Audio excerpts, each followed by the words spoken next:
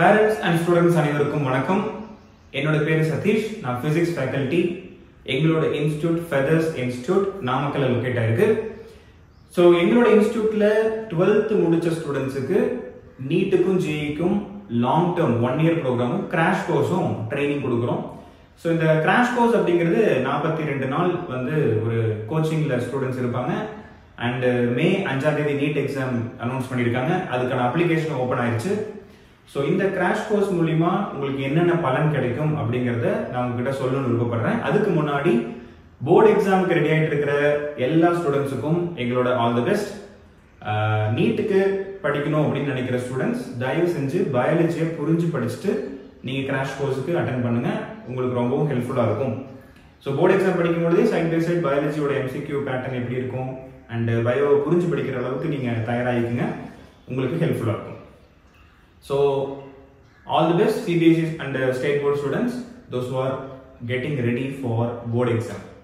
அதே மாதிரி நீங்க நீட் அப்ளிகேஷன்ல ஏதாவது உங்களுக்கு டவுட் இருந்துச்சுன்னா நீங்க எங்களுக்கு கால் பண்ணலாம். நான் கொடுத்துருக்க இந்த நம்பருக்கு நீங்க கால் பண்ணி எல்லா டீடைல்ஸும் கேட்டுக்கலாம். அதுல ஏதாவது சந்தேகங்கள் இருந்தாலும் நாங்கள் உங்களுக்கு அதை தீர்த்து வைப்போம். அது ஹெல்ப் பண்ணுவோம். நீங்க யாராவது அப்ளிகேஷன் அப்ளை பண்ண தெரியல, என்னால் வெளியே போய் அப்ளை பண்ண முடியல அப்படின்னு நீங்க நினைச்சீங்கன்னா எங்களுக்கு கால் பண்ணுங்க. உங்களுக்கு நாங்கள் அப்ளிகேஷனும் ஃபில் பண்ணி தருவோம். நான் கிராஷ் கோர்ஸ் வந்து நிறைய சந்தேகங்கள் என்கிட்ட பேரண்ட்ஸ் கேட்டிருக்காங்க. அதுல 2 முக்கியமான சந்தேகங்கள் பத்தி நான் உங்களுக்கு சொல்லணும்னு விருப்பப்படுறேன். அதுக்காக தான் இந்த வீடியோ. அதுல முக்கியமான சந்தேகம் என்னன்னு பாத்தீங்கன்னா, சார் நான் ஏன் கிராஷ் கோர்ஸ் பண்ணணும், கிராஷ் கோர்ஸ் பண்ணாம லாங் டேர்ம் பண்ணலாமா அப்படிங்கிற ஒரு சந்தேகம். ஸோ மேஜர் ரீசன் வந்து இந்த ஒரு 42 நாள் நமக்கு என்ன பலன் கிடைக்க போகுது, எப்படிதான் நம்ம ஒரு வருஷம் படிக்க போறோம் தானே அப்படின்னு நீங்க நினைச்சிட்டு அந்த ஐடியா எடுக்கலாம், அந்த டிசிஷன் எடுக்கலாம். பட் இந்த 42 நாள்ல ப்ராப்பரான ட்ரைனிங் கொடுக்குற இன்ஸ்டியூட்ல நீங்க படிக்கணும். ஸோ ப்ராப்பரான ட்ரைனிங் கொடுக்குற இன்ஸ்டியூட் எப்படி? டெய்லியும் காலையில படிச்சிருக்கணும். காலையில 6 மணிலிருந்து ஒரு 12 மணி வரைக்கும், இல்ல 11 மணி வரைக்கும், நைட்டு 11 மணி வரைக்கும் அவங்கள அகடமிக்ஸ் சம்பந்தப்பட்ட விஷயங்களை அவங்களுக்கு சொல்லி தரணும். அவங்கள ஃபாலோ பண்ணணும். தனியா ஏதாவது சந்தேகங்கள் அவங்களுக்கு வந்தாலும் அதை சால்வ் பண்றதுக்கு குவாலிட்டியான திறமை உள்ள ஆசிரியர்கள் கூட இருக்கணும். நல்ல ஃபுட் இருக்கணும். அதுக்கான நல்ல ப்ரொசீஜர், நல்ல அட்மாஸ்பியர் இருக்கணும். ஸோ இந்த மாதிரி ஒரு இடத்துல இந்த 42 நாள் நீங்க உங்க குழந்தைங்களை கோச்சிங்க்கு அனுப்புறது தப்பே கிடையாதுங்க. ஒருவேளை இதை ஸ்கிப் பண்ணிட்டு லாங் டேர்ம் டைரக்டா நம்ம போட்டோம்னா என்ன ஆகும் அப்படின்னு கேட்டீங்கன்னா, இப்ப இருக்கிற காலகட்டத்தில் நிறைய குழந்தைங்க வந்து முதல் வருஷம், 2வது வருஷம், 3வது வருஷம் கூட நீட்டுக்கு படிக்கிற சூழ்நிலைகள் ஏற்படுது. இந்த சூழ்நிலைகள் ஏன் ஏற்படுது அப்படின்னு கேட்டீங்கன்னா, அவங்களுக்கு கிடைச்சிருக்கிற அனுபவம்.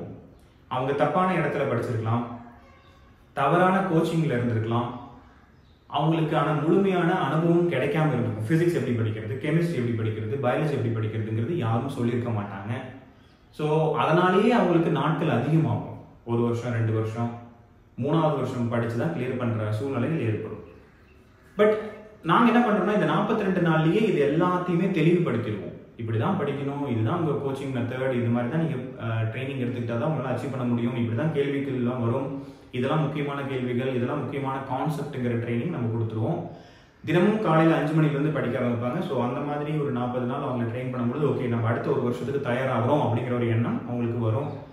ஸோ இதெல்லாம் பண்ணிட்டு அந்த ஒரு வருஷம் ஒருவேளை இந்த 42 நாள் அவங்களால கிளியர் பண்ண முடியாம போச்சுன்னா அடுத்த ஒரு வருஷம் படிக்கும்போது அவங்களால நிச்சயம் வெற்றி பெற முடியும். அதுதான் எங்களோட ஐடியாங்க. அதுக்காக தான் நீங்க இந்த கிராஷ் கோர்ஸ் ஸ்கிப் பண்ணாதீங்க அப்படின்னு நான் சொல்லுவேன். இது முதல் சந்தேகம்.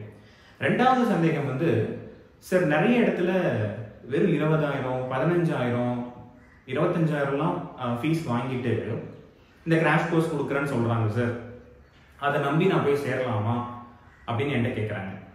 ஒரு விஷயத்தை நீங்க நல்லா புரிஞ்சுக்கணும். அதிகமா சார்ஜ் பண்றவங்களையும் நம்ம நம்பக்கூடாது, ரொம்ப கம்மியா சார்ஜ் பண்றவங்களையும் நம்ம நம்பக்கூடாது. ஏன்னா அதிகமா சார்ஜ் பண்றவங்க எதுக்காக பண்றாங்க, சரி அந்த வரைக்கும் நம்ம பண்ணுவோம் அப்படின்னு நினைச்சிட்டு பண்ற காரணங்களும் உண்டு.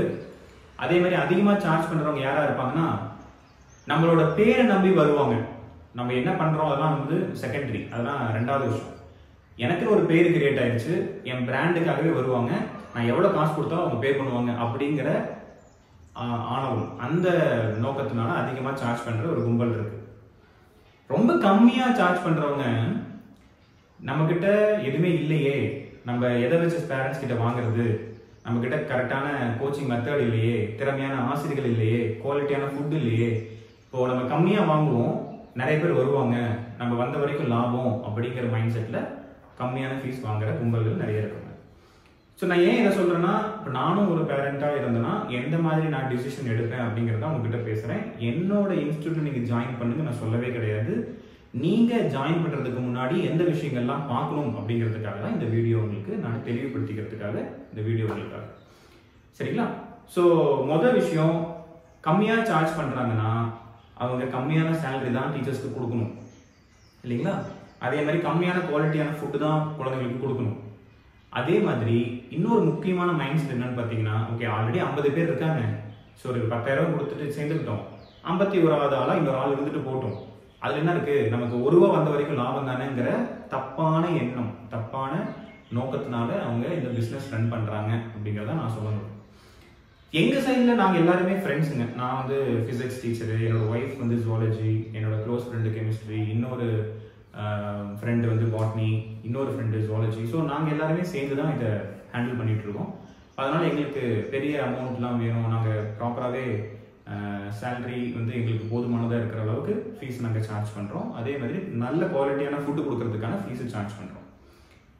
தனிமையாக ஒவ்வொரு குழந்தைக்கும் இதில் தான் பிரச்சனை இருக்குது, இந்த ஸ்டூடெண்ட்ஸ்க்கு இந்த இடத்துல சந்தேகங்கள் இருக்குது, இதை நம்ம தீர்த்து வைக்கணும், அவங்கள வந்து என்ன பண்ணுறாங்கன்னு பார்க்கணும், இதெல்லாமே நாங்கள் பார்க்கணும், இதற்கு நம்ம டைம் ஸ்பெண்ட் பண்ணணும். ஃபீஸ் கம்மியாக வாங்குற இன்ஸ்டியூட் என்ன பண்ணுவாங்கன்னா இதெல்லாம் கண்டுக்க மாட்டாங்க. ஸோ தனித்தனியாக அவங்களுக்கு என்ன வீக்னஸ்ஸு, எப்படி அவங்களை ட்ரெயின் பண்ணுறது, எப்படி அவங்க வாங்கிட்டு இருக்கிற மார்க்கை விட அதிகமாக வாங்க வைக்கிறதுங்கிற எண்ணம் எங்களுக்கு இருக்கும். ஏன்னா நாங்கள் அந்த மாதிரி ஒரு பேட்டர்னில் எக்ஸாம்ஸ்லாம் நாங்கள் எழுதி கிளியர் பண்ணி அச்சீவ் பண்ண நபர்கள், ஆசிரியர்கள் தான் நாங்கள். சரிங்களா? ஸோ இந்த விஷயங்கள் உங்களுக்கு ஏன் நான் சொல்கிறேன்னா, நீங்கள் எங்கள் இன்ஸ்டியூட்டில் இல்லை, வேறு எந்த இன்ஸ்டியூட்டில் போய் ஜாயின் பண்ணணும்னு நினச்சாலும் இதெல்லாம் நீங்கள் மைண்டில் வச்சுக்கணும். அது தகுந்த மாதிரி நீங்கள் டிசிஷன் எடுங்க. சரிங்களா? ஸோ எங்களோட இன்ஸ்டியூட் டீட்டெயில்ஸ் பற்றி உங்களுக்கு ஏதாவது தேவைப்படுதுன்னு நினச்சிங்கன்னா இந்த நம்பருக்கு கால் பண்ணுங்கள். அதே மாதிரி அப்ளிகேஷனில் ஏதாவது உங்களுக்கு சந்தேகம் இருந்தாலும் இந்த நம்பருக்கு கால் பண்ணுங்கள். ஸ்டூடெண்ட்ஸ் எல்லாத்துக்கும் ஆல் தி பெஸ்ட். உங்களோட போர்டு எக்ஸாமை உங்களோட பெஸ்ட், உங்களோட திறமையை கொடுங்க. கண்டிப்பாக கொஸ்டின் பேப்பர் ஈஸியாக தான் இருக்கும். நம்பி எக்ஸாம் எழுதுங்க. சரிங்களா? All the best.